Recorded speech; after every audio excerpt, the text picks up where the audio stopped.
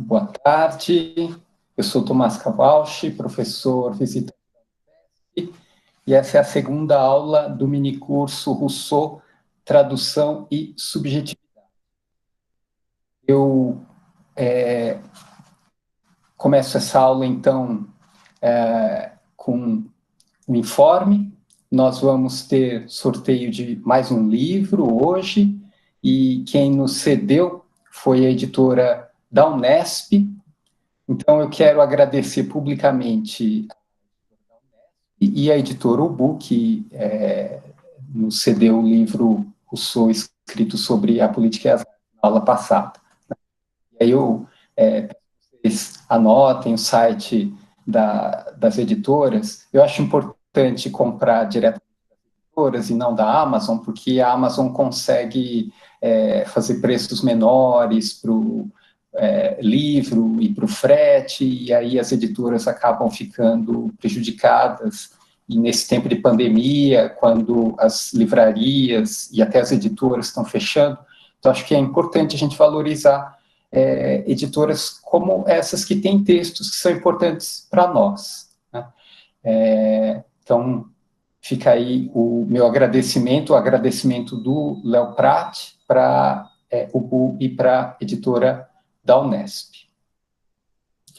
Então, eu começo a aula lembrando de um episódio pitoresco envolvendo tradução e filosofia. O filósofo John Locke, que alguns conhecem como pai do liberalismo, escreveu uma obra muito importante sobre teoria do conhecimento. O título é Ensaio sobre o Entendimento Humano. A obra foi escrita em inglês e publicada em 1690. Dá para ver aqui o ano da publicação. E, basicamente, o ensaio expõe uma teoria da mente no quadro conceitual das ciências do século XVII. Segundo Locke, as nossas ideias têm origem na experiência e na percepção dos órgãos sensíveis. E o Locke é radical nessa tese.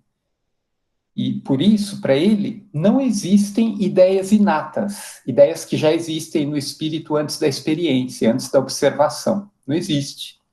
Quem defendia isso era o Descartes, né? Ideias inatas.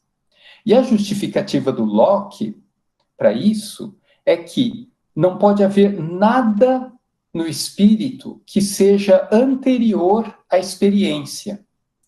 E é por isso que, na teoria do conhecimento do Locke, tudo que existe no entendimento humano vem necessariamente da experiência e das sensações. É no ensaio que o Locke descreve a mente como uma folha em branco, uma tábula rasa, sobre a qual a experiência vai imprimindo as ideias. Não tem nada antes da experiência, antes da observação. Essas ideias vão sendo adquiridas e vão sendo impressas nessa tábula rasa, no espírito humano. O ensaio teve repercussão imensa entre os filósofos, não só no mundo de língua inglesa, mas também na França. Vejam, aqui é a primeira edição do ensaio traduzido para o francês. É engraçado porque até o nome do autor mudou. Não é John Locke, é Jean Locke, traduzido para o francês, né? E muda o título também. Ensaio filosófico, isso não tem no inglês. Ensaio filosófico concernente ao entendimento humano, né? E isso tem a ver com a maneira como os escritores e os autores pensavam a respeito da tradução, né? O Diderot traduz o Shaftesbury, né? E ele muda o texto, ele fala que onde o Shaftesbury foi muito prolixo, ele resumiu, e onde o Shaftesbury não foi muito claro, o Diderot chegou lá e escreveu mais para clarear o texto, enfim, isso era legítimo nesse tempo, né? Então, essas mudanças aí se justificam pelo contexto da época, né? Então, essa é a primeira edição do ensaio do Locke em francês. Quem é o tradutor? O tradutor é esse simpático e talvez não tão bonito senhor, chamado Pierre Coste. Né? Pierre Coste era o tradutor das obras do Locke para o francês, e o Locke revisa a tradução do Coste, então o Locke aprova essa tradução, ou pela revisão do autor. Agora, o Coste, o tradutor, ele enfrenta a seguinte dificuldade. Ele não encontra nos dicionários de francês da época o equivalente de um conceito super importante que o Locke tem no ensaio, no texto original, né? Que é o conceito de consciousness. O próprio Locke define, lá no ensaio, livro 2, capítulo 1, parágrafo 19, consciousness é a percepção do que se passa na mente do próprio Locke. Percepção das ideias. E aí, não tem isso aí nos dicionários em francês. Como é que o tradutor vai fazer? O Coste toma uma decisão enquanto tradutor. E ele utiliza a palavra que existia em francês, que é conscience. Que, no entanto, não significa, a acepção não é exatamente a mesma, que seria para uma tradução literal de consciousness. Conscience tem a ver com aquilo que a gente viu na aula passada, que é sentiment. Conscience e sentiment estão ali no mesmo campo semântico. Então, as acepções estão próximas daquele sentimento daquele conhecimento por opinião, daquela percepção que não tem demonstração racional rigorosa, né? Mas que ainda assim pode ser vista como uma verdade intuída, uma intuição da verdade, um conhecimento baseado no sentiment, né? Então, conscience, em francês, está no campo semântico de sentiment. E aí o Pierre Coste joga consciousness, do inglês, nesse campo semântico do sentiment. Há uma dificuldade adicional nesse caso, porque em inglês existem essas duas palavras, consciousness e conscience, conscience, né?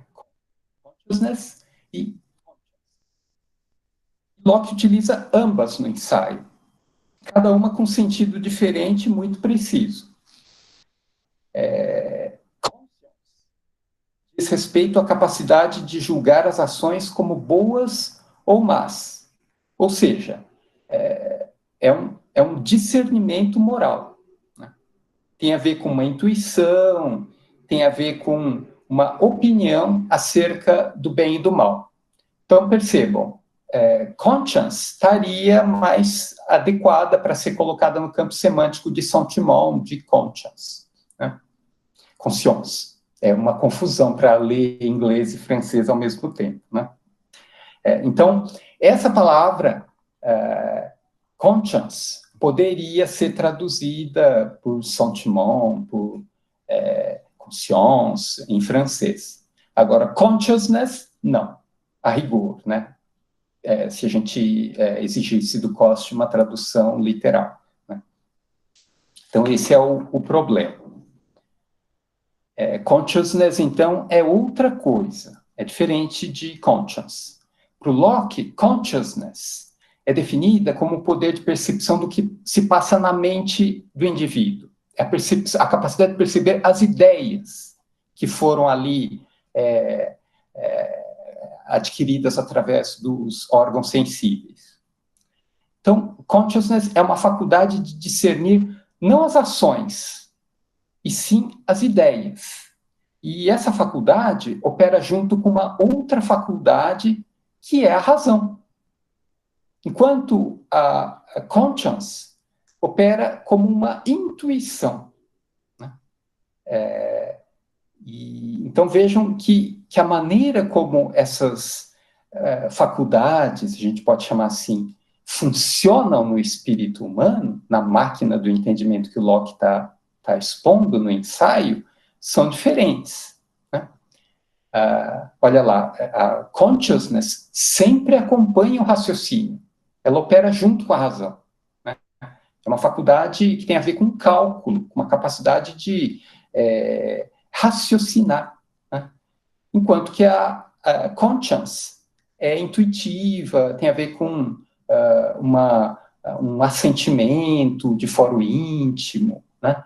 É outra coisa, funciona, opera de maneira diferente da consciousness. E aí a gente vai ver o que o tradutor Pierre Coste faz para resolver essa dificuldade. Ele escreve uma longa nota na primeira ocorrência de consciousness, no ensaio, e explica o que ele fez na tradução dele. Porque o problema é o seguinte, o leitor em francês poderia achar que conscience era a tradução de conscience, quando, na verdade, a palavra original era consciousness. E a gente viu que são palavras com acepções muito diferentes. E aí o tradutor iria mascarar isso, iria privar o leitor francês do sentido da palavra original. Esse é o problema. Né? Aí o Coste tem que escrever uma longa nota de tradutor para explicar o que ele está fazendo. Né? Coste recorre a um artifício de diagramação. Olha só o que ele faz. Né? Ele utiliza a grafia com, ele separa a palavra em dois, ele coloca um hífen depois do com vira prefixo, né? E science, ele escreve com aquilo que a gente chama de S longo. Esse S aqui, que era comum na tipografia dos séculos 17 e 18. Quem for traduzir textos do século 17, tanto do francês quanto do inglês, vai se deparar com essa letrinha, esse caractere, que tem o som de um S, né, mas que é grafado diferente. Havia regras ali para usar o S longo e não o S curto, né, mas não vem ao caso aqui. E para quem estuda alemão, né, sabe que aquele B do alemão, ele vem dos dois S's grudados, né? Esse S vira o B do alemão. Né?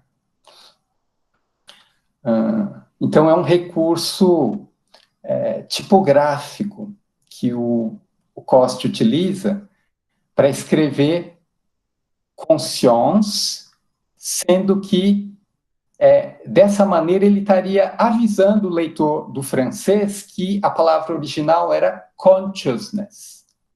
De maneira toda diferente.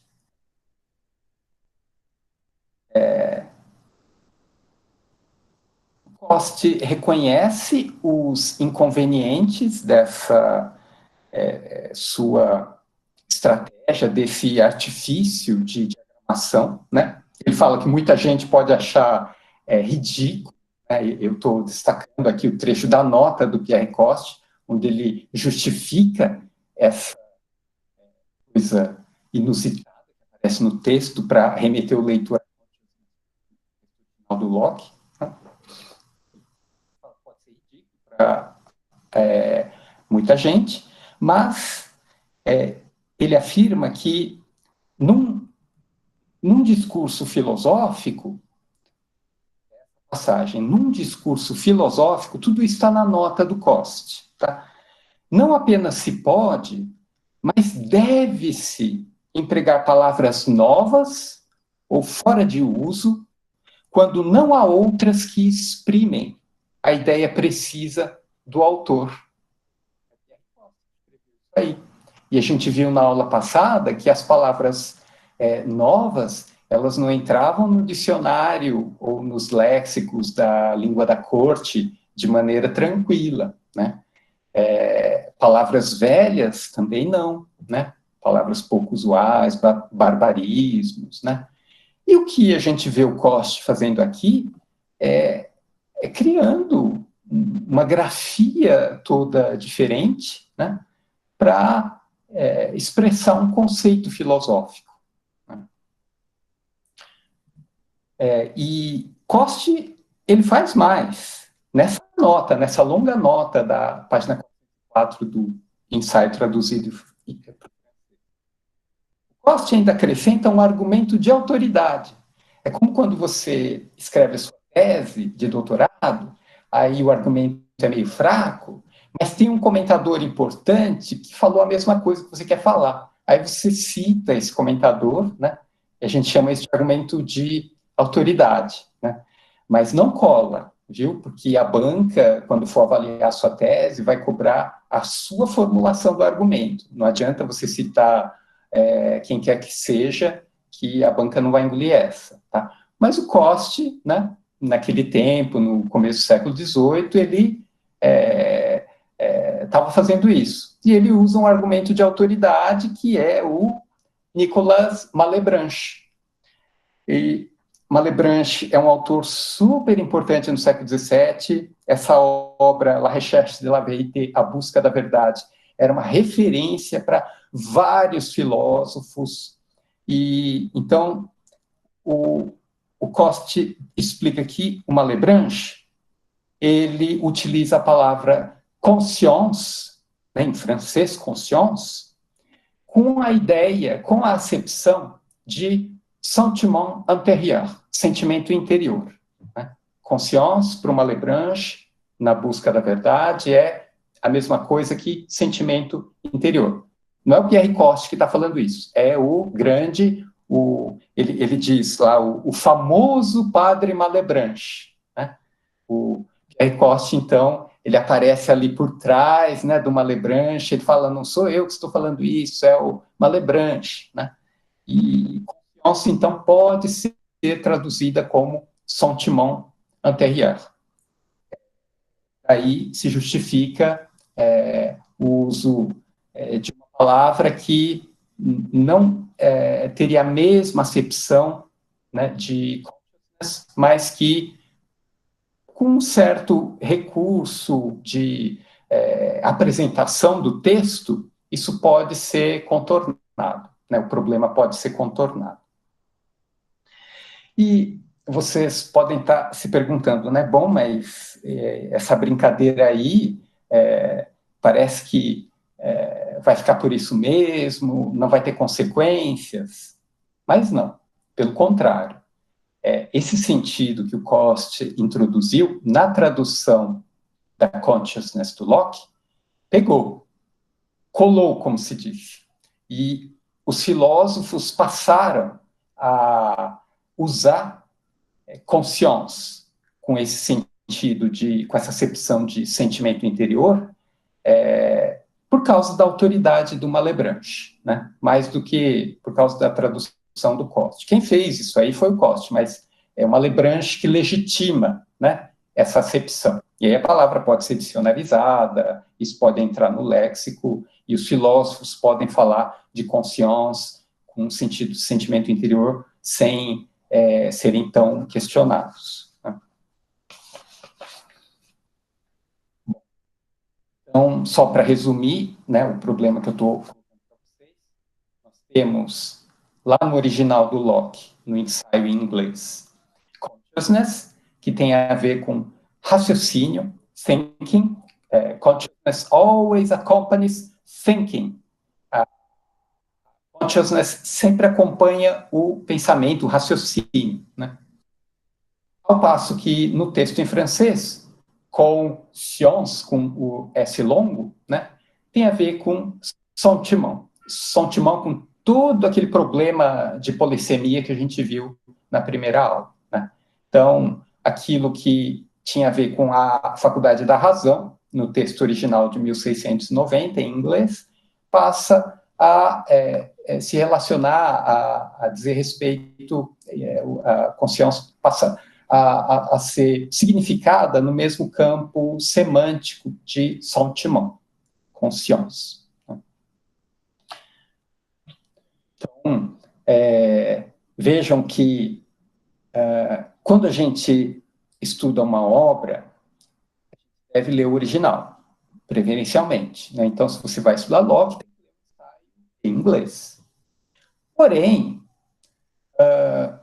os filósofos, como é o caso do Rousseau, nem sempre liam na língua original do autor. No caso, Rousseau não lia inglês, né? Então, ele dependia de uma tradução para o francês. Rousseau lia latim, mas inglês não, né? Então, no caso do ensaio do Locke, é como se fosse outra obra.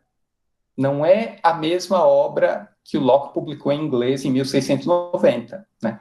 É um texto que foi interpretado, filosoficamente repensado pelo tradutor, pelo Pierre Coste.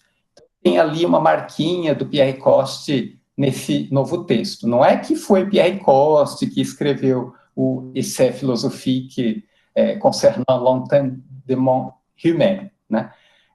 Não é isso. A obra é de autoria do Jean Locke, né? Mas o tradutor interferiu de maneira ali pesada, né? Transformando o texto até mesmo de um ponto de vista conceitual. Então, eu lembrei desse episódio notável da história da filosofia, porque ele me permite enunciar a segunda premissa desse curso. Vocês lembram? A primeira premissa é que o trabalho do tradutor é um trabalho de historiador. Você vai fazer ali um mapa lexical das acepções do passado, você vai um trabalho historiográfico com os dicionários, com as fontes da época, que é um trabalho de historiador.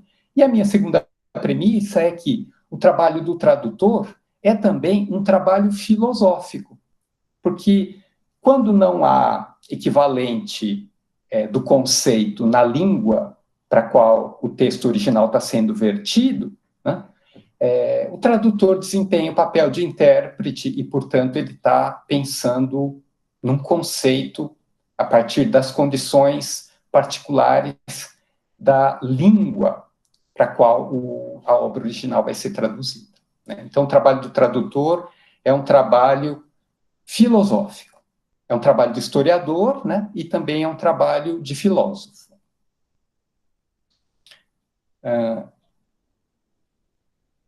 Então, em alguma medida, o tradutor ele também tem um papel relevante ali no texto. Eu estudei, por exemplo, obras do Grotius e do Pufendorf para entender como Rousseau se apropria daquelas ideias desses tratados dos tratados de direito natural, né, desses autores, Grotius e Pufendorf, que escreveram em latim. E o texto foi traduzido para o francês por um filósofo também, chamado Jean Barbeyrac, né? E o Jean Barbeyrac interfere no texto. Tem termos do latim, que eu fui ver, que a princípio não tem nada a ver com o que o Barbeyrac introduziu nos textos traduzidos para o francês, né? Sentiment de sociabilité, que o Rousseau utiliza no contrato social, é uma das expressões que o Barbeyrac introduziu, né? Então, vejam como é importante prestar atenção no trabalho do tradutor. É claro que você não vai ficar ali cotejando o original em latim e a tradução em francês, mas em alguns momentos-chave, quando o texto realmente tem ali uma discussão conceitual pesada, vale a pena comparar, né? Ver o termo que foi usado na tradução e entender o texto original, né? É trabalhoso isso, não dá para fazer com a obra inteira isso. Imagina os tratados do Pufendorf eram obras gigantescas, né? Não é o caso de ficar cotejando ali a tradução do Barberhac. Mas, para lá e para cá, a gente encontra coisas como o que o Pierre Coste fez com o Locke, né? E nem sempre o tradutor vai colocar uma longa nota, como o Pierre Coste fez, explicando, justificando a sua tradução.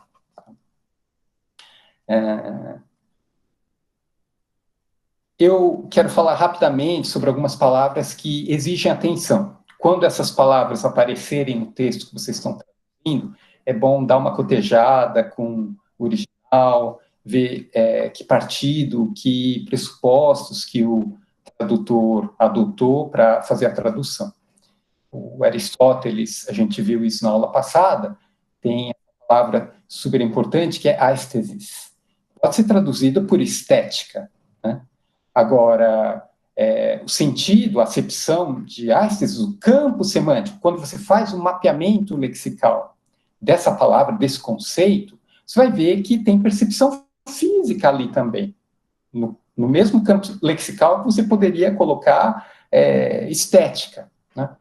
Então, a gente viu que a tradutora do De Anima, do Aristóteles, optou por percepção sensível, percepção sensorial, né? E foi a decisão dela, e ela justifica essa decisão com argumentos técnicos, né? Pelo conhecimento que ela tem da filosofia do Aristóteles, né? Agora, você, como intérprete do Aristóteles, que tem uma outra leitura, pode traduzir essa palavra aesthesis de outra maneira, pode escolher estética, tá?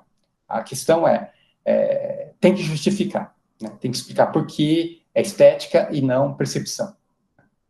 Maquiavel, outra palavra que dá muito problema. Virtu não significa a mesma coisa que virtude. O príncipe que tem virtu é aquele príncipe que tem a habilidade de se valer das condições que a fortuna lhe coloca a seu favor, né? Ele aproveita a ocasião, ele percebe que o momento é oportuno, né? Que ele pode tirar vantagem do que está acontecendo, e aí ele intervém, e quando ele faz isso e tem êxito nessa intervenção, a gente diz que o príncipe ele tem virtude. Se você traduz virtude por virtude, né, você pode estar dando para o leitor a impressão de que o príncipe ele é virtuoso no sentido da teologia cristã, que ele ama os seus súditos, que ele tem os mesmos valores pregados por Jesus Cristo, né? Não é nada disso. Basta ler o Príncipe do Maquiavel para você ver que o príncipe ele tem uma qualidade que não é a virtude cristã. E o nome disso, a palavra exata para isso é virtude. Os tradutores do português preferem deixar a palavra no original, virtude, né? Locke tem um tratado sobre educação, que é alguns pensamentos sobre educação, né? E ele utiliza uma expressão que é ingenuous education. Ingenuous education. Não tem nada a ver com ingênuo, né? Ingenuous education é a educação de um fidalgo, uma criança que vai virar um príncipe, que vai virar um governante, né? É alguém que pertence à corte, ao mundo da nobreza, né?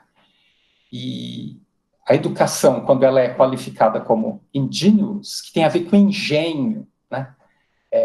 Diz respeito ao desenvolvimento das capacidades físicas e intelectuais desse jovem educando para a vida na corte, para a vida nas relações entre as pessoas que circulam ali com o rei, né?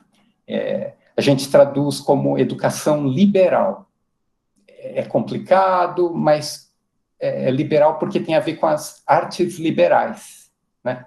Então, o tradutor teria que colocar uma notinha ali falando que educação liberal não tem nada a ver com liberalismo econômico do von Mises, que é um liberal que diz respeito às artes liberais, né? Que se contrapõe às artes mecânicas, né? naquele tempo. Então, São todas palavras problemáticas. Freud tem uma que deixa os psicanalistas e os tradutores ali brigando uns com os outros, né? Trip, não sei se é assim que pronuncia, porque eu não falo alemão, né? Que pode ser traduzida como impulso, uma coisa mecânica, né? Uma mola, a ação, o efeito de uma mola, um impulso, né? Ou pulsão, né? Então, tem ali traduções que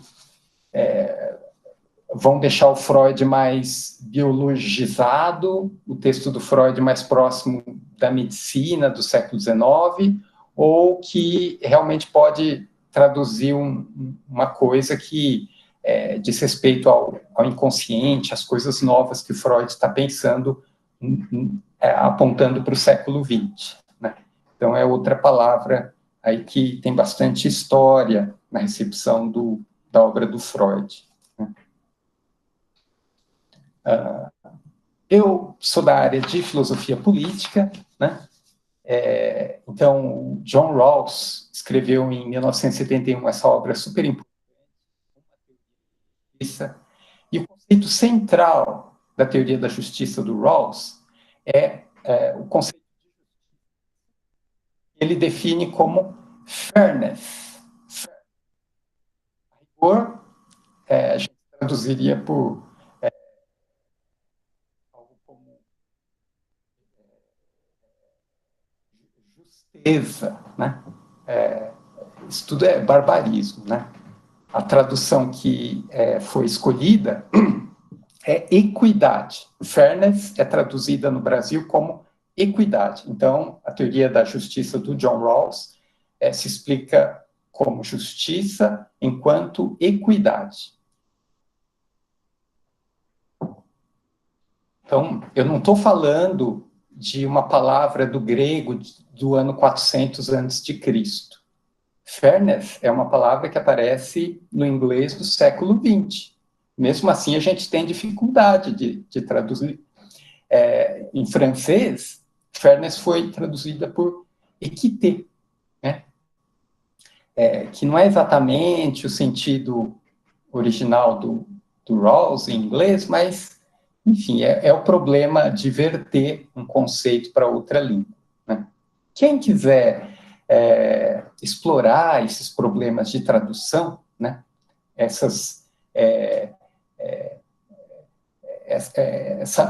transição que os conceitos fazem de uma língua para outra, pode consultar o dicionário da Bárbara Cassan, C-A-S-S-I-N, Bárbara Cassan. Ela tem um dicionário dos intraduzíveis. São palavras, em geral, conceitos, que são concebidos, são forjados no contexto de uma língua, numa época determinada da história, dentro de um condicionamento cultural muito particular, né? E aí eles vão sendo vertidos para outros contextos, outros campos semânticos, né? Mas sempre de maneira problemática. É o dicionário dos intraduzíveis da Bárbara Cassan.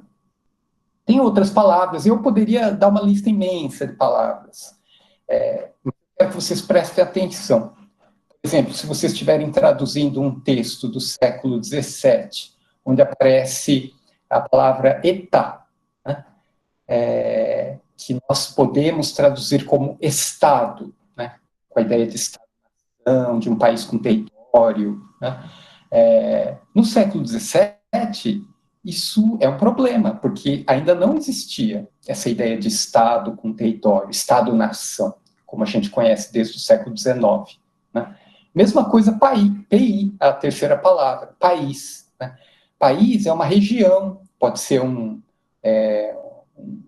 uma vila, pode ser uma cidade maior, pode ser uma região realmente daquela localidade, né? Mas não um país com sentido de Estado-nação, né? Como a gente traduz hoje. Histoire, história, outro conceito problemático. A história, até o século XVII e até o XVIII também, ela tinha a ver com a faculdade da memória. Falava assim, história natural. O que é história natural? É uma compilação de fatos observados. Né? Então, história natural dos animais. E aí você vai ver ali vários animais que são agrupados, classificados, são ordenados, as observações são ordenadas em séries, né? Para que você, num único golpe de vista, né, num quadro histórico, possa compreender a diversidade da natureza. Né? História, então, tinha a ver com essa coleta de informações que estão dispersas na natureza e que são reunidas pelo historiador. Aí o historiador faz um livro e ele dá como título História Natural. E tem história natural também dos homens ilustres. Plutarco escreve a vida dos homens ilustres, livro que o Rousseau é super importante para o Rousseau, né? Mas sempre com a ideia de compilação, arquivo, né? A ideia de uma obra de erudição. História tem a ver com isso, obra de erudição. A ideia de história como processo, como encadeamento de acontecimentos, de fatos históricos, como a gente entende hoje, né? Vem do Hegel para frente. No Rousseau já tem isso. A história hipotética do segundo discurso é um processo de acontecimentos hipotéticos, né? Encadeados, e a narrativa dessa história, dessa histoire, ela revela, ela expõe funcionamento dessa cadeia causal. É uma série, né, de elos em que cada elo está relacionado com o anterior e com o seguinte, a partir de relações de causa e efeito. Isso tem a ver com uma mudança de paradigma, né? O Foucault, nas Palavras e as Coisas, fala. Até o Renascimento, até o século XVI, pensava-se a partir de semelhanças, de comparações e analogias. Então, o microcosmo é uma imitação, uma cópia do macrocosmo. E o conhecimento era construído assim. A partir da Revolução Científica, século XVII, Galileu, Descartes, os filósofos começam a pensar a partir de cadeias causais, causas e efeitos. Né? Como eu conheço um ser, conhecendo a causa desse ser. Né? O que produz ele de um ponto de vista causal. Então, é um outro paradigma para se fazer ciência, para se fazer conhecimento. A história, ela serve como, a palavra história serve como um demarcador para você perceber essa mudança de paradigma. E a última palavra, Rang, né, que tem a ver com uma posição social, um lugar na hierarquia da sociedade. Então, você pode ser uma pessoa de um Rang elevado ou uma pessoa de Rang baixo. É um burguês, um camponês, né? Não é uma pessoa da corte. A pessoa da corte, ela é do Rang alto. Né? Se você traduz por classe, com sentido de classe social, você vai falar que já tem marxismo aqui no texto do século XVIII, do século XVII. Né? Então, é bom tomar cuidado, é bom evitar a palavra classe, que é muito carregada de concepções dessas teorias do século XIX e XX, né? E muito marcada pela ideia de classe social do Marx. Né? Então, Rang é preferível que você utilize posição social, não classe. Só para dar uma disfarçada. Né?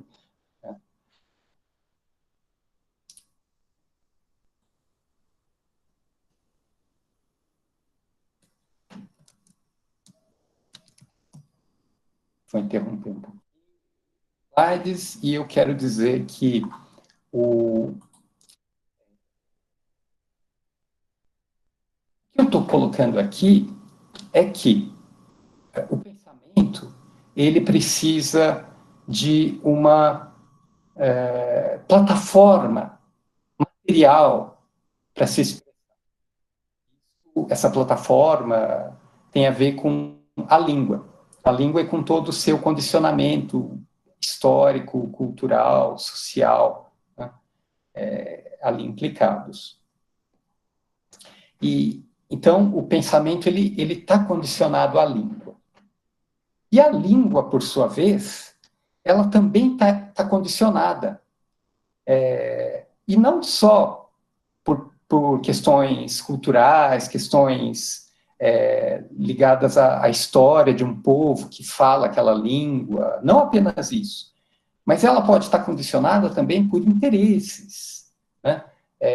Qual o interesse de um tradutor de usar consciousness com sentido mais ligado ao sentimento e não mais ligado à razão, né? Qual o interesse, o que o tradutor pretende fazendo isso, né? Então, tudo isso tem influência, tudo isso afeta, tudo isso interfere no texto filosófico que está sendo comunicado, né? A gente não pode também cair numa atitude ingênua de achar que existe um texto puro, original, isento de erros, eterno, imutável, como se fosse a palavra, o logos divino, né, que precisa ser acessado para que a tradução seja, entre aspas, fiel ao original. Isso seria também uma visão ingênua. Por quê? Porque o próprio autor do texto puro original, né, ele também está ali imerso numa situação histórica, ele pode se enganar, ele pode errar, né? Ele não é Deus, ele não está apresentando a verdade. Aquilo ali é um discurso, é uma obra produzida, é um artifício, é uma obra de arte, né? Então, a própria obra que você chamaria de obra pura, obra original, ela também está implicada num condicionamento que torna ela impura, digamos assim, né? Ela está ali na história, está na experiência, ela está sujeita a erros, então a gente não pode cobrar do autor um texto que seria o texto perfeito, né? Isso não existe, isso é metafísica, né? E a gente está aqui fazendo filosofia à maneira do século XVII, do século XVIII. Vocês lembram que eu falei na aula passada, a gente está demarcando um campo, né, do discurso para fazer ciência e não mais teologia. Agora eu passo para a segunda parte da aula. Vejam que eu não cumpro a promessa de falar pouco, né? Vou esperar a aula carregar aqui. Parece que tem um problema no áudio. Agora eu vou falar do sentimento em Rousseau. O Rousseau utiliza diversas expressões com a palavra sentiment. Sentiment de sociabilité, que a gente já viu na aula passada. Sentiment de l'existence, a gente viu também. Tem sentiment de justice, sentiment de bonheur, de felicidade, sentiment de dépendance, sentiment de la nature, sentiment intérieur, e outras expressões também. Tem muita expressão que usa com a palavra sentiment. E do sentiment, por exemplo, verdade do sentimento. Olha o estatuto que ele dá para o sentimento, né? É a verdade do sentimento. O sentimento vai ter uma persuasão tão grande quanto uma ideia para o Locke ou para o Descartes, né? Verdade do sentimento. Eu não vou falar sobre todas essas expressões, a gente ficaria um mês aqui falando sobre tudo isso, precisaria ser um curso sobre o som. Eu vou falar apenas sobre essas duas, sentiment de la nature e sentiment intérieur. Sentiment de la nature. O que o Rousseau tem em mente quando ele usa essa expressão é um princípio ou uma norma que diz respeito à ordem da natureza, a ordem natural. Por exemplo, os planetas, os astros, os corpos celestes, eles seguem um princípio, né, que o Newton explicou, Esse princípio, ele é necessário. Os planetas sempre vão percorrer a órbita elíptica que a gente observa por causa desse princípio que eles observam, né? Eles seguem esse princípio, né? E quando o Rousseau fala em sentiment de la nature, ele está pensando numa observação de princípios morais que seja tão necessária quanto a observação dos corpos celestes em relação aos princípios da natureza, né? Então, essa é a ideia que o Rousseau tem quando ele fala sentiment de la nature, princípio ou norma, né? Com a ideia de uma necessidade, né? A gente não pode confundir com sentiment naturel. Olha como é parecido, né? Sentimento da natureza e sentimento natural. Não é a mesma coisa. Sentimento natural ele precede o sentimento da natureza, né? Ele está ali no homem em estado de natureza, ele não é algo que é adquirido com a experiência, né? Porque o sentiment de la nature vai ser ensinado para as pessoas como um princípio moral, né? E aí, depois que ele é ensinado, ele funciona como se fosse natural, né? Mas antes dessa aquisição, o que você tem tabula rasa, não tem sentimento da natureza no espírito humano. Sentimento natural tem. Não é a mesma coisa que ideia inata do Descartes. Não é algo que está lá desde sempre, como algo que vem, que é dado pela natureza, né? Isso é meio complicado de explicar, mas vocês podem entender da seguinte maneira. Se você imagina um homem desprovido de todas as aquisições culturais que você consegue imaginar, né? O que sobra? O que é o homem quando você reduz a humanidade dele ao seu grau zero, ao mínimo? É aquilo que caracteriza o ser humano como ser humano, né? E não como coisa, como animal. O que é? São esses princípios naturais que o Rousseau chama de sentimentos naturais. Vejam, não é a razão. Para o Rousseau, a razão ela é uma aquisição tardia. Ela vem com a educação, vem com o progresso do espírito, né? Ela não está lá quando você faz esse exercício de abstração. Pensar o homem natural, o homem no seu grau zero de humanidade, né? O que tem lá? Tem o amor de si, tem a piedade natural, tem a liberdade que se expressa, que se manifesta por aquilo que o Rousseau chama de perfectibilidade, né? Isso é o homem natural do Rousseau, é o grau zero de humanidade enquanto exercício de abstração a respeito do homem, é a ciência do homem do Rousseau, né? Então, sentimento natural tem a ver com esse grau zero de humanidade, né? O amor de si diz respeito a sentimentos naturais. A criança, ela é movida pelo amor de si, né? Então, a gente diz que o amor de si é um sentimento natural, né? Isso faz essa sinonímia. Então, isso é uma coisa, sentimento natural. Outra coisa é sentimento da natureza. Quando eu falo em sentimento da natureza, eu estou falando em princípio moral, né? Em educação. O princípio moral, ele opera com a necessidade dos princípios da ordem natural, mas ele é adquirido. Ele vem ali com o progresso do espírito, né? Tem uma passagem no livro 1 do Emílio, em que o Rousseau fala que a amamentação é um princípio moral que, para o bem da sociedade, deveria operar como se fosse um princípio da natureza. Ele tem essa frase no livro 1 do Emílio: se as mães se dignarem a amamentar os seus filhos, os costumes reformar-se-ão por si mesmos. Os sentimentos da natureza, olha lá a expressão, despertarão em todos os corações. Então, é preciso um trabalho de conscientização das mães para que elas amamentem os seus bebês, né? É preciso educação, né?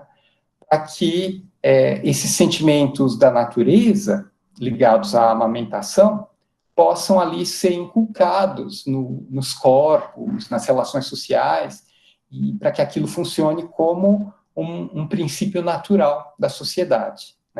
Vejam que o Rousseau ele não naturaliza a ordem social. Ele vê a ordem social como um artifício, mas ele vê também artifícios outros que vão ser introduzidos nessa ordem artificial e que, no final, o resultado vai ser um funcionamento regular que pode ser comparado com a ordem natural. Mas é artifício, é sociedade, é criação humana.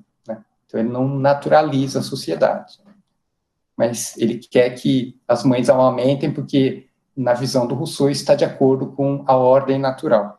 Vamos lembrar essa questão do aleitamento. No século XVIII, as mulheres da nobreza não queriam amamentar seus próprios bebês. E elas contratavam amas de leite. Aí o Rousseau não concordava com isso. Para o Rousseau, essa terceirização do peito era uma atitude contrária à ordem da natureza. E então, o que ele faz no Emílio, e aí ele recorre à autoridade dos médicos da sua época para defender o aleitamento, né, que a mãe deve amamentar o próprio bebê e não contratar uma ama de leite para fazer isso, né. O Rousseau ele faz uma campanha a favor do aleitamento. E dá certo, porque as mulheres da corte começam, depois que elas leem o Emílio, elas voltam a amamentar os próprios bebês, né? O Rousseau ensina que o ato de amamentar, mesmo que ele não seja bem visto do ponto de vista social, porque as mulheres achavam que elas iam ficar doentes, que elas iam deixar de circular na corte, e fazer o networking na corte é uma coisa importante, né? E aí, se você amamenta, você deixa, né, de conseguir ali um trânsito no meio da nobreza, né? Porque está dentro de casa amamentando. Até hoje, né, tem esse problema. E o Rousseau, ele fala que as mães devem amamentar, apesar de todas essas críticas que elas faziam contra o aleitamento, né, porque isso está de acordo com os sentimentos da natureza. Então, é um princípio moral que deve ser observado na ordem social para que a sociedade fique saudável do ponto de vista dos costumes, do ponto de vista da moral. Então, essa é uma citação importante do Emílio. Agora eu vou falar sobre sentiment intérieur, sentimento interior. Assim como se verifica no caso da expressão sentiment de la nature, quando Rousseau se refere a sentiment intérieur, ele também quer significar um princípio moral. Princípio moral. Mas não se trata de um princípio moral puramente externo, que é imposto de modo heterônomo ao sujeito. Trata-se, isto sim, de um princípio moral interno, ou seja, de uma lei internalizada, imposta pelo próprio sujeito a si mesmo. Ou seja, a gente está falando da ideia de liberdade como autonomia. Vocês se lembram da aula passada, quando eu falei da internalização dos tribunais de consciência, né? É isso que está em questão quando o Rousseau fala em sentiment intérieur. Mas não é puramente artificial. Tem ali uma dimensão natural, a gente vai ver isso, né? São as duas coisas. É isso que torna difícil para a gente compreender essa expressão. E isso tudo remonta ali à tradução do Pierre Coste, que mistura consciousness com conscience, com conscience, com razão e sentimento, quando ele faz a tradução do Locke. Locke é uma fonte de primeira grandeza para o Rousseau. Na filosofia do Rousseau, Locke aparece de maneira super presente, né? Tá muito presente na filosofia do Rousseau. Então, a primeira palavra que eu quero colocar no campo semântico, nesse mapeamento lexical da expressão é autocoerção. A gente vai lembrar do livro 4 do Emílio, eu vou falar bastante do Emílio agora, né? Em que, lá na Profissão de Fé do Vigário Saboiano, no livro 4, o Rousseau, ele escreve assim, o vigário, né? Mas o Rousseau fala através desse personagem conceitual que é o vigário. Ele se pergunta, com relação ao sentimento interior, que regras eu devo submeter a mim mesmo? Porque é o sentimento interior que vai aceitar essas regras, que vai assentir a verdade indicada, iluminada pelo espírito, né? Então, que regras eu devo submeter a mim mesmo? Isso tem a ver, então, com autocoerção, com a ideia de liberdade como autonomia, né? É uma regra, então tem uma racionalidade ali nessa lei interna, mas, ao mesmo tempo, o Rousseau fala que essas regras elas estão gravadas no meu coração, no fundo do coração, o Rousseau diz, né? Então, é uma regra de foro íntimo, não é como a Constituição, como o Código Penal, né? É algo que vem da autoinspeção, da inspeção do próprio espírito, né? É disso que a gente fala quando a gente se refere ao sentimento interior do Rousseau.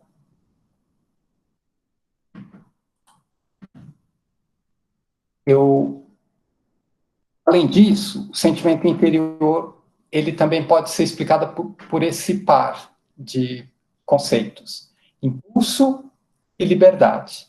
Impulso tem a ver com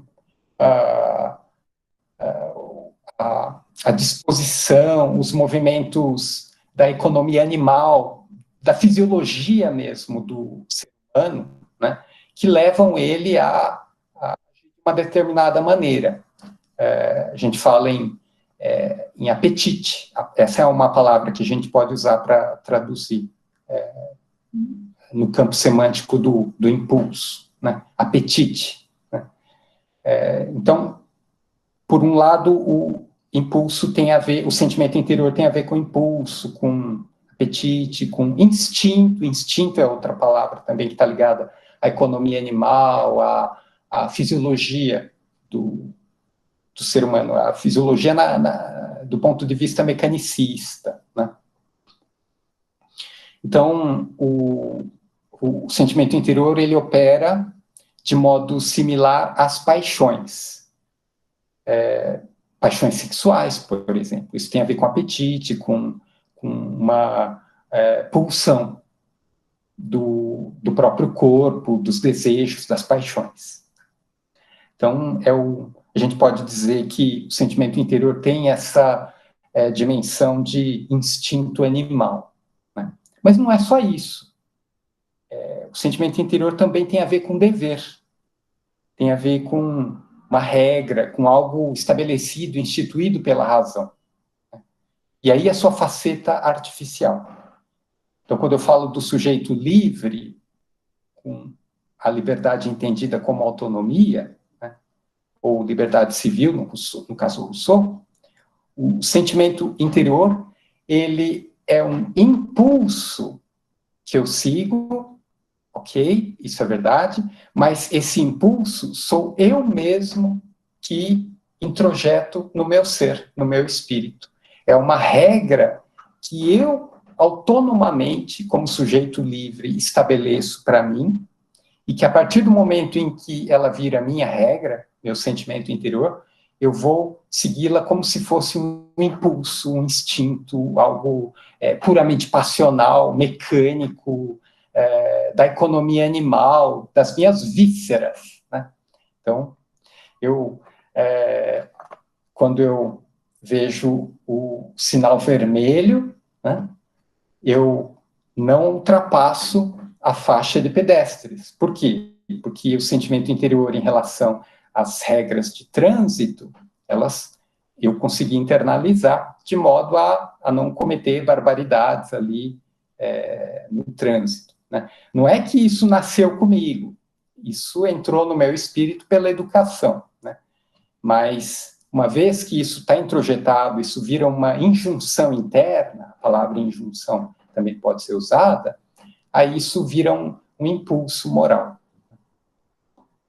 Então, o que eu quero que vocês vejam é que essa dimensão natural, passional, está misturada com uma dimensão racional de liberdade como autonomia. No livro 4, ele diz que o sentimento interior, ele me leva a julgar as causas segundo minhas luzes naturais. Essa frase, que o sentimento me leva a julgar as causas segundo minhas luzes naturais, eu poderia comentar aqui por horas, que tem ali a questão da causalidade nessa frase, julgar as causas. Julgar as causas é conhecer o ser das coisas, no paradigma das ciências modernas, né? Não no paradigma do Aristóteles. E o sentimento interior tem a ver com as ciências modernas, tem a ver com aquela visão do universo que segue leis de causalidade, né? Então, o sentimento interior diz respeito a esse paradigma moderno de ciência. Ele me leva a julgar as causas segundo minhas luzes naturais que têm a ver com sentiment de la nature, sentimentos da natureza, que são regras, mas que eu introduzo e funcionam como se fossem impulsões, impulsos, né, paixões. Está ali no livro 4. Então, o sentimento interior tem a ver com impulso e com liberdade no sentido de autonomia. O sentimento interior tem também a ver, está relacionado, o campo semântico diz a essa expressão, segunda natureza. O que é segunda natureza?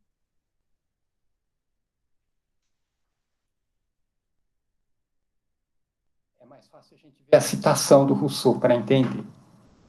O Rousseau diz assim no livro 2 do Emílio: o hábito produz em nós uma segunda natureza que substituímos de tal modo à primeira que esta nenhum de nós conhece mais. A primeira, depois que a gente substitui, depois que a gente introduz os sentimentos da natureza no nosso espírito, a gente não conhece mais a natureza original, entre aspas, né? Então, o hábito produz em nós a educação, né? Os conhecimentos adquiridos, eles são introduzidos no nosso espírito de tal maneira que surge uma segunda camada de impulsos, de paixões, que não tem a ver com aquela natureza original que a gente nem sabe como é, a gente não tem acesso, né, àquilo, mas não importa, porque as ciências modernas estão preocupadas com o que é observável, com aquilo que está dentro do campo da observação. Essa que é a demarcação do discurso das ciências modernas. E é isso que importa para se produzir conhecimento. A natureza primeira não importa. O que importa é a natureza segunda, a natureza produzida pela educação, pelos hábitos, por aquilo que faz parte do campo observável do conhecimento. Então, segunda natureza. Então, são os hábitos que, embora sejam instituídos na cultura, eles vão sendo incorporados por nós de uma forma tal que acabam atuando em nosso comportamento como se fossem leis da natureza. Não são, mas é como se fossem leis da natureza. Quem estuda Kant já está ali pensando, né? Eu consigo ler aquilo na cabeça dos kantianos, né? Olha, o Rousseau, né? Está antecipando Kant, né? A gente pode pensar assim, mas a rigor ele está ali dialogando com os autores empiristas do seu tempo, né? Então são hábitos que são introduzidos e se forem bons hábitos, eles vão gerar boas paixões, a ordem das paixões vai ser configurada, ajustada de um jeito que as ações vão ser virtuosas e toda a sociedade vai se beneficiar dos atos de virtude de cada cidadão que que recebeu uma boa educação. Mas a questão não é tão simples, porque ela envolve a liberdade humana. O sentimento interior, então, ele não é apenas um impulso, um movimento involuntário que me impele mecanicamente, sem que eu reflita, sem que eu delibere acerca da minha própria ação. Não é isso, eu delibero, eu reflito, eu penso no que eu estou fazendo, né? Eu tenho consciência, eu tenho conscience, eu posso usar a palavra nesse sentido, né? Das minhas ações.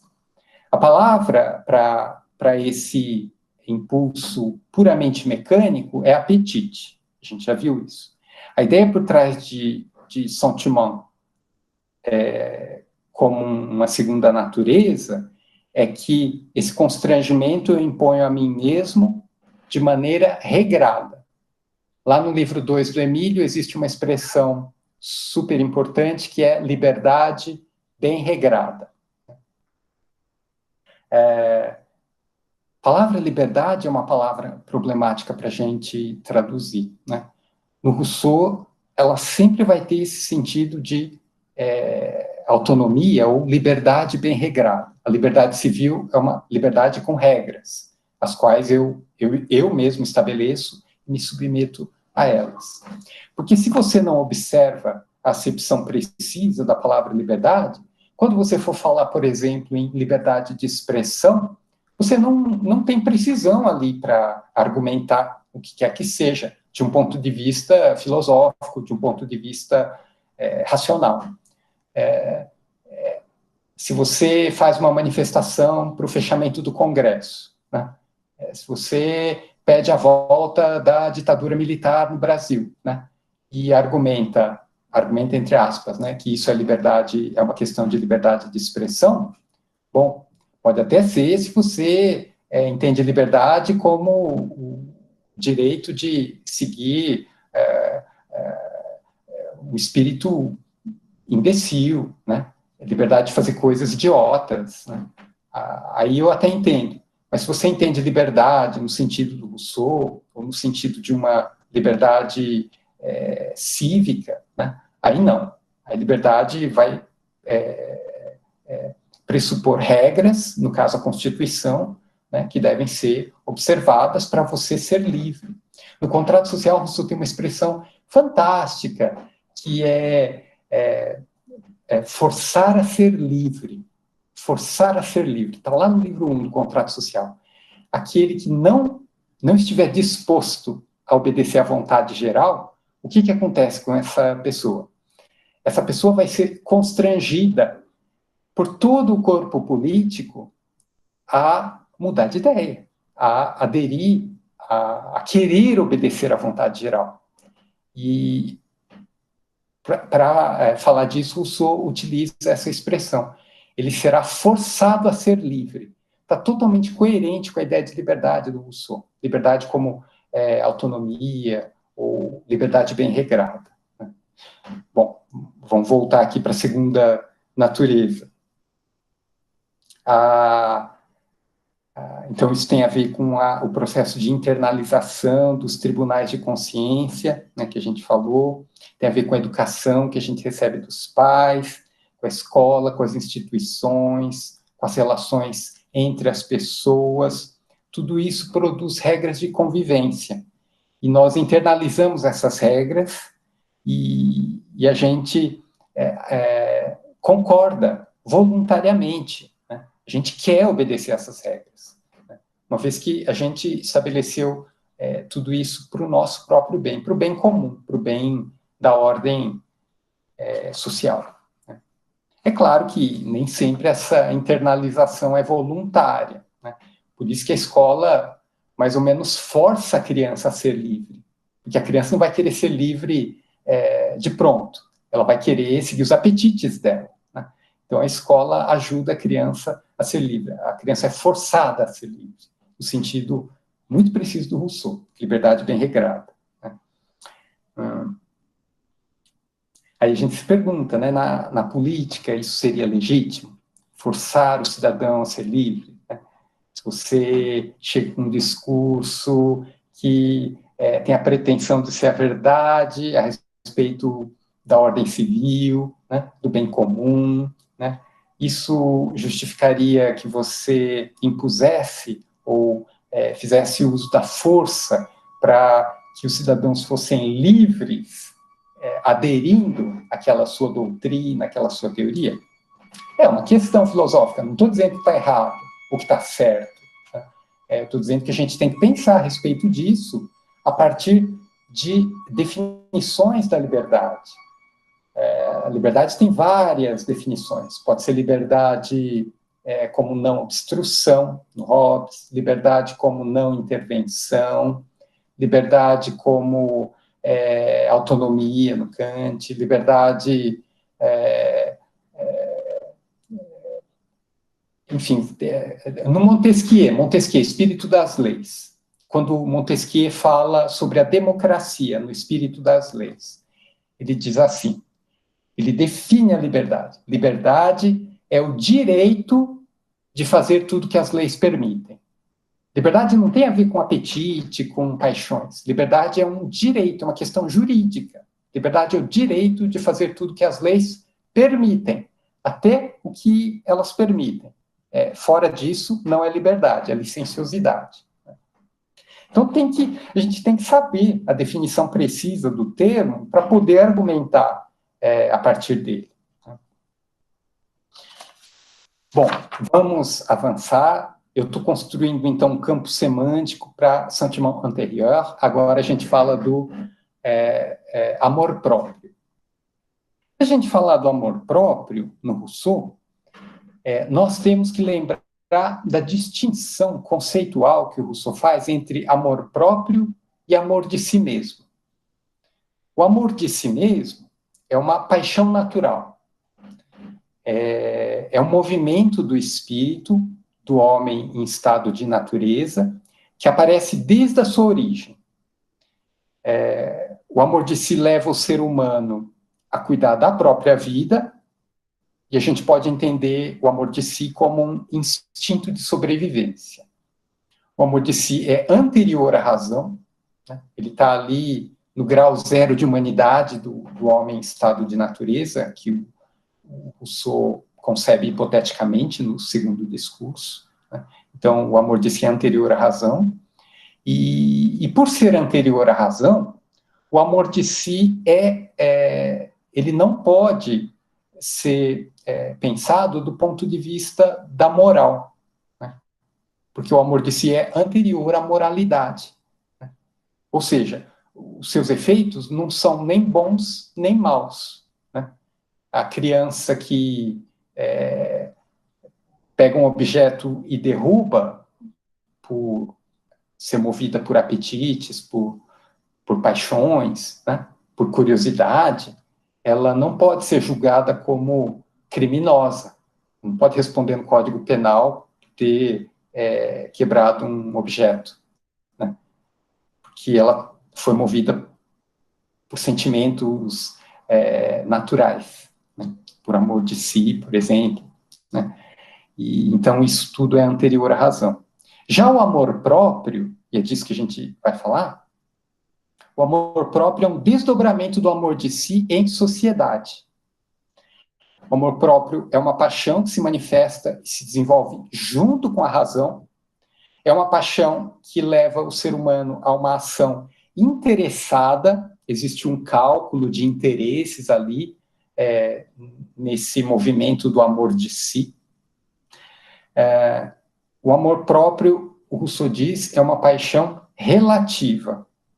Ou seja, o amor próprio se alimenta das relações entre os indivíduos, entre as pessoas. O amor próprio, ele se alimenta das comparações que a gente faz entre a gente. Né? E ele pode produzir sentimentos ruins, como vaidade. Eu me comparo com um colega que conhece Hegel super bem, eu não conheço nada de Hegel, é difícil para mim, né? E eu morro de inveja porque ele sabe Hegel, ele sabe falar o que é o absoluto, e eu não sei nem pronunciar a palavra em alemão. Aí eu começo a cultivar aquele sentimento ruim dentro de mim, né? Isso é amor próprio, na relação com o meu colega hegeliano, né? E aí os efeitos disso vão ser ruins, vão ser nocivos para as relações sociais, né? O amor próprio também ele pode levar à sociabilidade, né?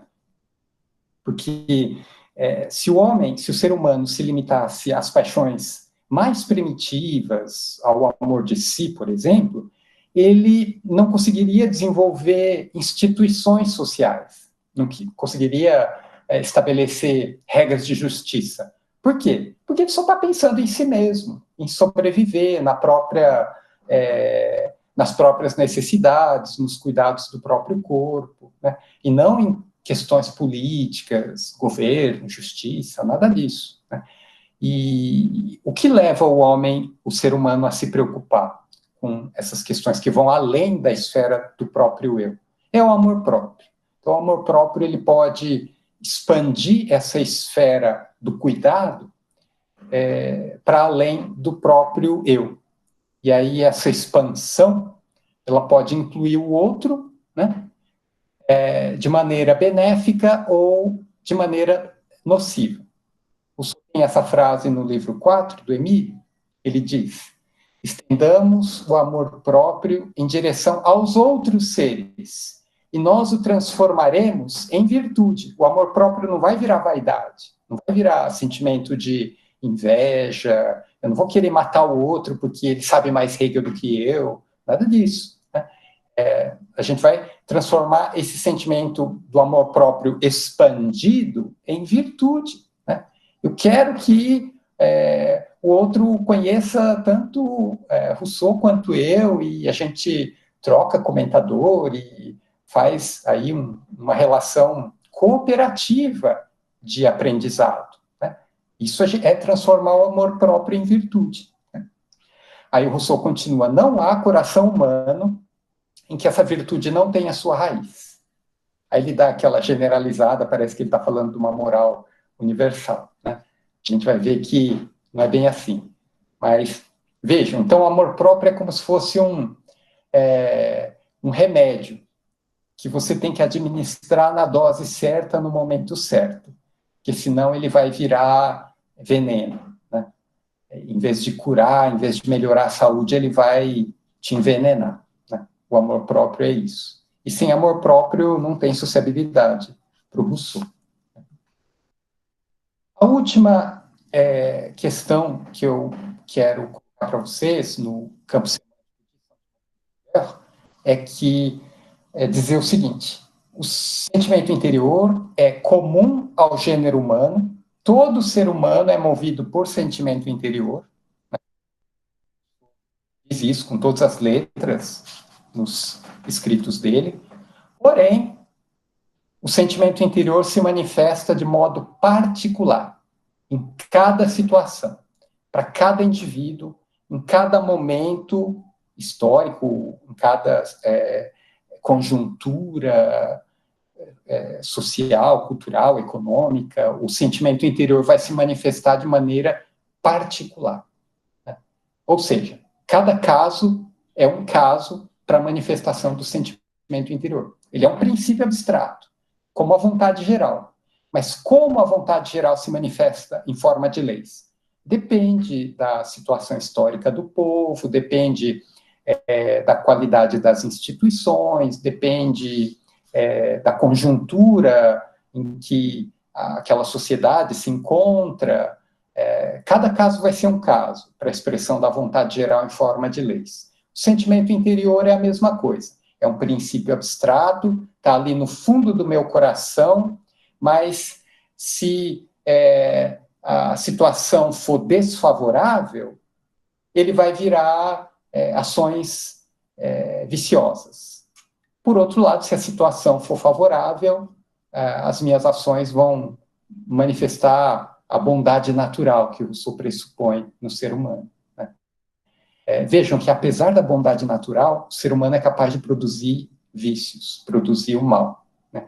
É isso que torna o modelo antropológico do Rousseau tão poderoso. Né? Ele pressupõe um grau zero de humanidade em que não existe maldade, o homem é bom, ele fala é naturalmente bom. Né? Será que é possível a produção do mal a partir desse ser humano aí que é quase uma coisa que não é capaz de ser movido por interesses, né? Por paixões ruins, né? Aí o discurso sobre a desigualdade consiste justamente em mostrar quais as condições que vão levar o amor próprio a produzir ações viciosas, instituições que vão retroalimentar esses sentimentos ligados a paixões nocivas à sociedade. Né? Então, a tarefa do educador e do legislador do contrato social e o educador do Emílio é garantir que o amor próprio produza virtude e não vício. Né? Porque ele pode produzir as duas coisas, tanto virtude quanto vício. Então, convém que você favoreça as circunstâncias que vão levar às ações boas.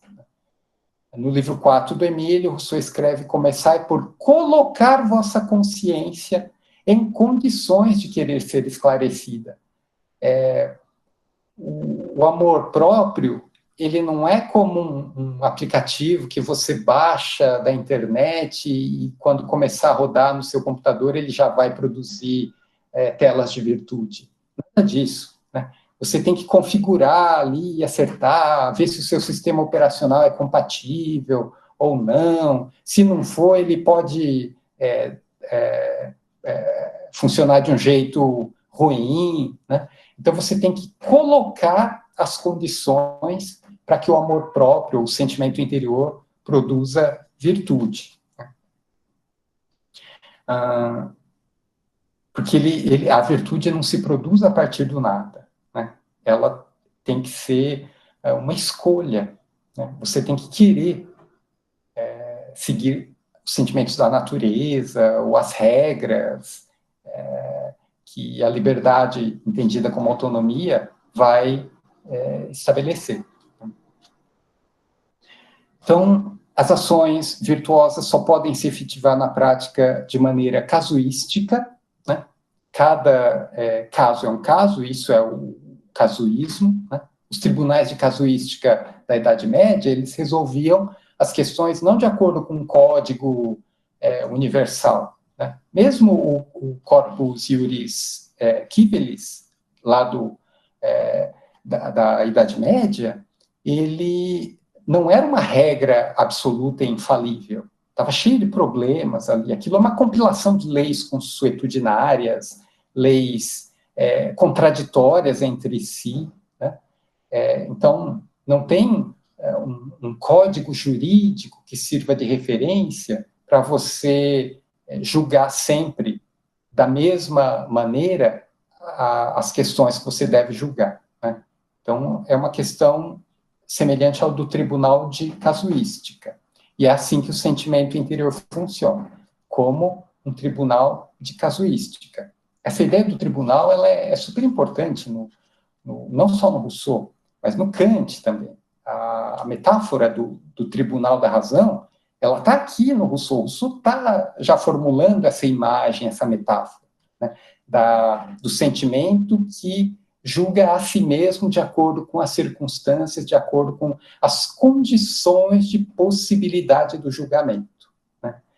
Não existe uma regra universal, o que existe são condições que você tem que apreender, né?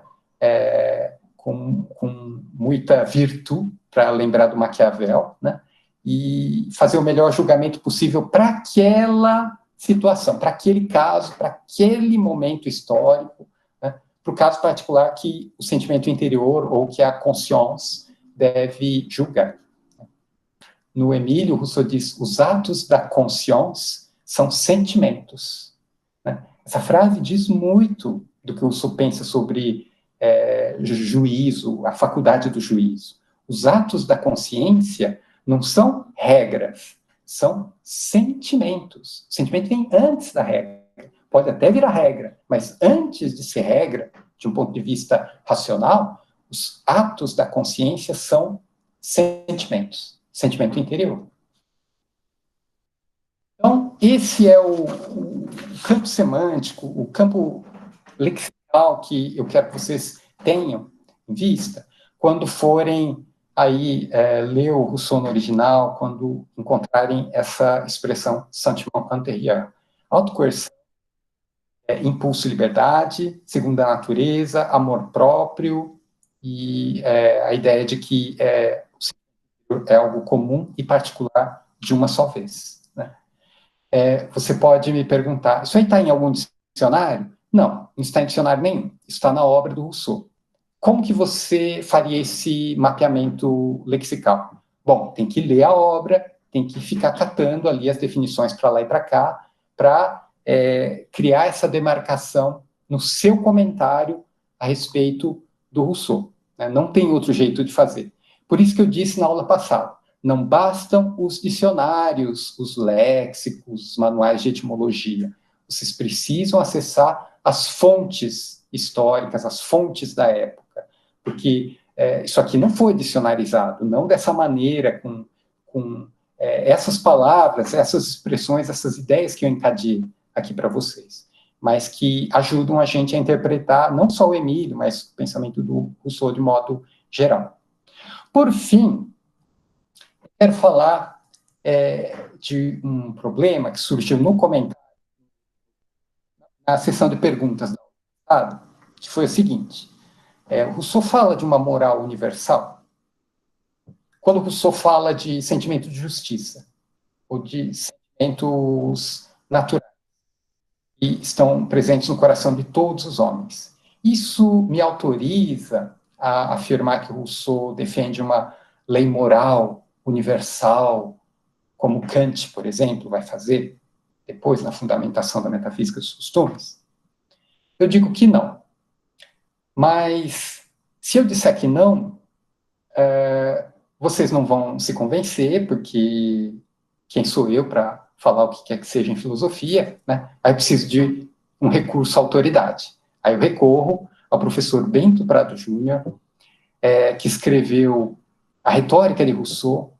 É o livro que, na minha opinião, é o comentário mais importante sobre Rousseau, escrito em português.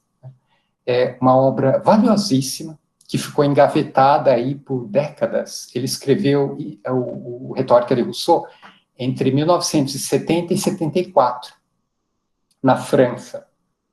E isso só foi publicado em 2008, pela Cosaque Naif.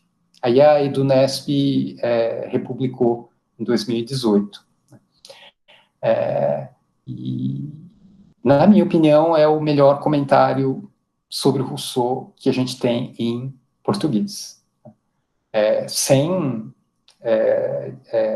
tirar o mérito de Salinas, da Maria das Graças, do Rolf Kuntz, do Milton Meira, são todos grandes comentadores do Rousseau. Poderia fazer uma lista imensa de comentadores, eu conheço alguns. Né? E, na minha opinião, Bento Prado supera todos de maneira colossal. Né? Eu separei algumas citações do Bento em que ele nos mostra, de maneira magistral, por que o Rousseau não está pensando numa moral universal, e sim uma moral particular, de situação, num casuísmo. Eu cito na paginação da Edunesp, a Retórica de Rousseau, em relação à filosofia do Rousseau, ao pensamento de Rousseau de modo abrangente. O Bento diz assim: sua teoria da história e os princípios de sua retórica obrigam-no, de fato, a reconhecer sua situação, seu enraizamento no condicionamento particular. século, e a falar de um lugar particular, para um auditório igualmente particular. Essa adesão ao seu tempo é tanto mais necessária quanto seu pensamento é animado por uma vocação essencialmente prática. São estes homens, os homens do meu tempo, que é necessário tentar reformar e salvar. O Rousseau sempre tem em vista um auditório particular. Essa é a tese do Bento Prado, né? A teoria dos auditórios, na retórica do Rousseau. Rousseau não fala, não faz discursos abstratos, genéricos, válidos para toda a eternidade. Não, ele fala para um público muito específico, numa situação específica e com problemas locais, situados. Evidentemente que isso se abre para questões genéricas, questões abstratas, questões que chegam a nós hoje. Tanto que o Bento, nesse livro, ele explica, o Rousseau escreve para o leitor futuro, ele escreve para nós, porque o que ele afirma ali no contrato, no Emílio, tem valor universal. Agora, a rigor, eu não posso falar que o Rousseau está elaborando uma moral universal, uma filosofia que vale para todos os tempos. A rigor, ele se inscreve numa situação da história. Mais uma passagem do Bento para a gente pensar a respeito desse problema.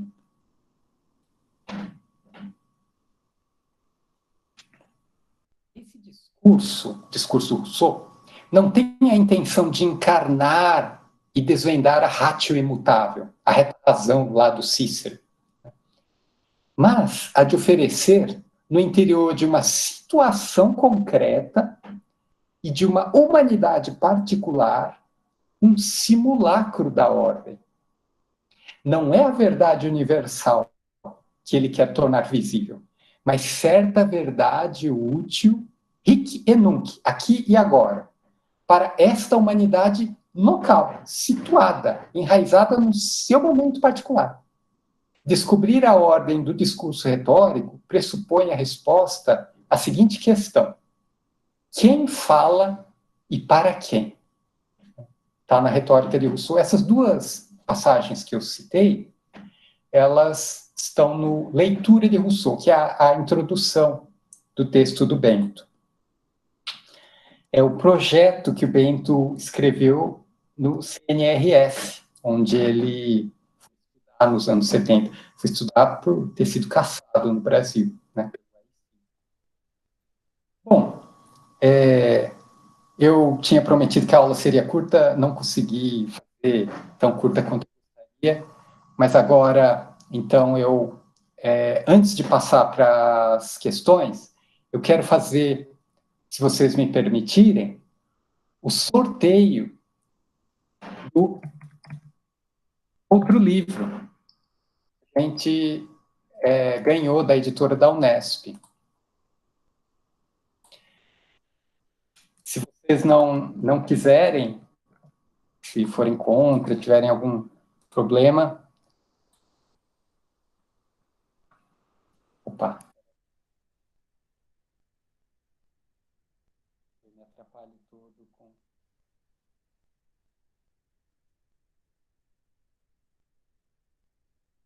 Eu quero saber se vocês estão vendo a página do sorteador. Vai aparecer daqui a pouco. Eu tenho aquela lista com 110 nomes.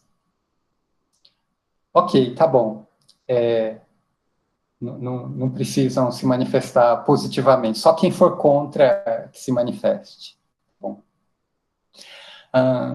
Então, são os textos autobiográficos do Rousseau. É uma coletânea com o esboço das confissões, tem o começo e o final do Rousseau, juiz de Jean-Jacques, tem cartas, um texto bem interessante para quem quer conhecer esse lado literário do Rousseau, né, que saiu nesse volume da EduNesp. Então, eu vou passar imediatamente ao sorteio, são 110 pessoas.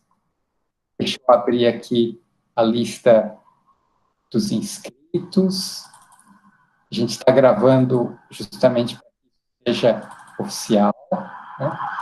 110. Na aula passada, a Solange ganhou. Eu acho que, a menos que a Solange não concorde, ela poderia se retirar do sorteio para que outra pessoa ganhasse, né, o livro.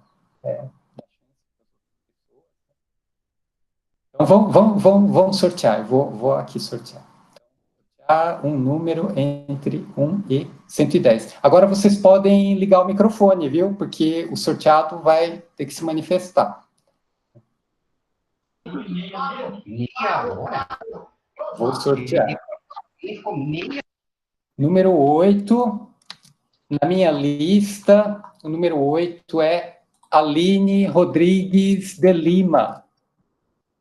Aline Rodrigues de Lima está presente? Deixa eu ver. Não está presente? 10 segundos para a Aline se manifestar. Sortear de novo. Tentar de novo. 3, 2, 1. 49. A minha lista, 49. Josias Silva. Josias Silva. Gente. 3, 2, 1. Josias Silva não está presente. 25. Edson Luiz Ramos. Ramos. Tem 2 Ramos. Edson está presente. Coisa, né? Eu fico impressionado.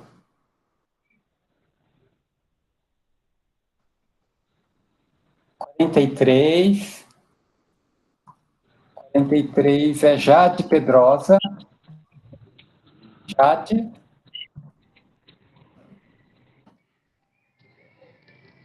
Não.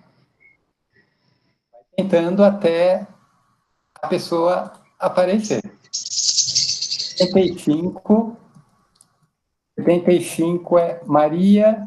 Não, Marta Rogério dos Santos. Sou eu.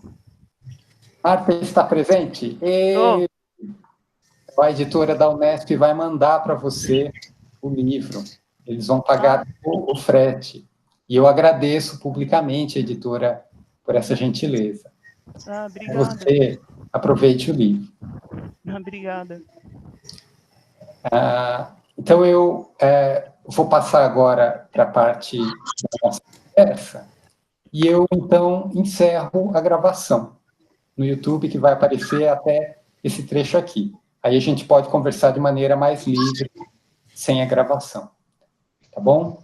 Então, esse é o final do minicurso Sou Tradução e Subjetividade, e a gente continua em outra oportunidade, outro minicurso.